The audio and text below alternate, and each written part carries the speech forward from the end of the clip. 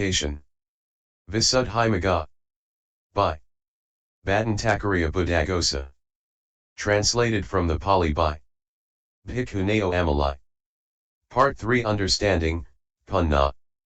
Chapter XXIII. The Benefits in Developing Understanding. Panabhavananasazanidisa. 1. 6. What are the benefits in developing understanding? See 14.1.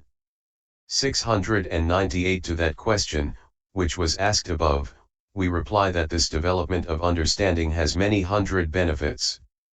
But it would be impossible to explain its benefits in detail, however long a time were taken over it. Briefly, though, its benefits should be understood as these: a. Removal of the various defilements.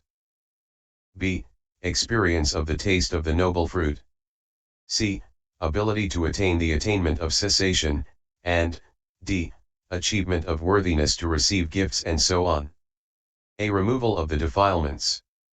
2. Herein, it should be understood that one of the benefits of the mundane development of understanding is the removal of the various defilements, beginning with mistaken view of individuality.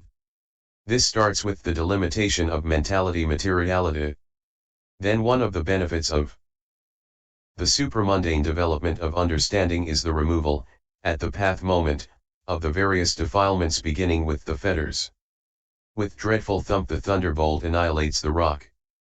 The fire whipped by the driving wind annihilates the wood. The radiant orb of solar flame annihilates the dark.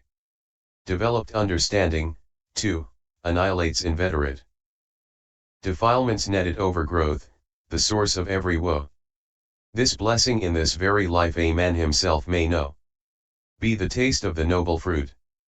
3. Not only the removal of the various defilements but also the experience of the taste of the noble fruit is a benefit of the development of understanding. 699. For it is the fruitions of stream entry, etc., the fruits of asceticism, that are called the noble fruit. Its taste is experienced in two ways, that is to say, in its occurrence in the cognitive series of the path, and in its occurrence in the attainment of fruition.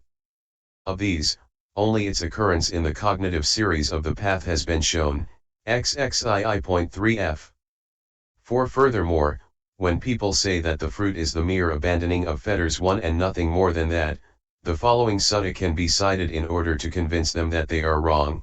How is it that understanding of the tranquilizing of effort is knowledge of fruit? At the moment of the stream entry path, right view in the sense of seeing emerges from wrong view, and it emerges from the defilements and from the aggregates that occur consequent upon that wrong view, and externally it emerges from all signs. Right view arises because of the tranquilizing of that effort. This is the fruit of the path, Payas I 71, and this should be given in detail. Also such passages as, the four paths and the four fruits, these states have a measureless object, DHS 1408, and, an exalted state is a condition, as proximity condition. For a measureless state, Patu 227, b. Establish the meaning here. 5. However, in order to show how it occurs in the attainment of fruition, there is the following set of questions. I. What is fruition attainment? 2. Who attains it? 3. Who do not attain it? 4. Why do they attain it? v. How does its attainment come about? 6. How is it made to last? 7. How does the emergence from it come about? 8. What is next to fruition? 9. What is fruition next to? 6. Herein, I. What is fruition attainment? It is absorption in the cessation in which the noble fruition consists. 2. Who attains it? 3. Who do not attain it? No ordinary men attain it. Why? Because it is beyond their reach. But all noble ones attain it. Why? Because it is within their reach. But those who have reached a higher path do not attain a lower fruition, because the state of each successive person is more tranquilized than the one below. And those who have only reached a lower path do not attain a higher fruition, because it is beyond their reach. but each one attains his appropriate fruition. This is what has been agreed here. 7. But there are some who say that the stream enterer and once returner do not attain it, and that only the two above them attain it.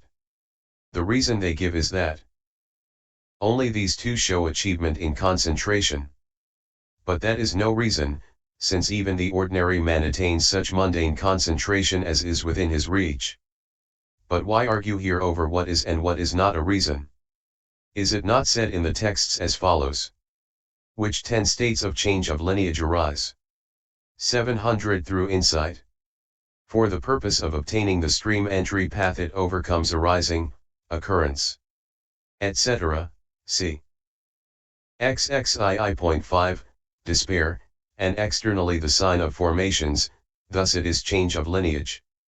For the purpose of attaining the stream entry fruition. For the purpose of attaining the once return path. For the purpose of attaining the once return fruition. For the purpose of attaining the non-return path. For the purpose of attaining the non-return fruition. For the purpose of attaining the arahant path. For the purpose of attaining the arahant fruition. For the purpose of attaining the void abiding. For the purpose of attaining the signless abiding it overcomes arising, occurrence, etc., despair, and externally the sign of formations, thus it is change of lineage.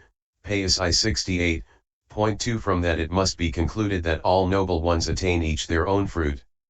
8. 4. Why do they attain it? For the purpose of abiding in bliss here and now.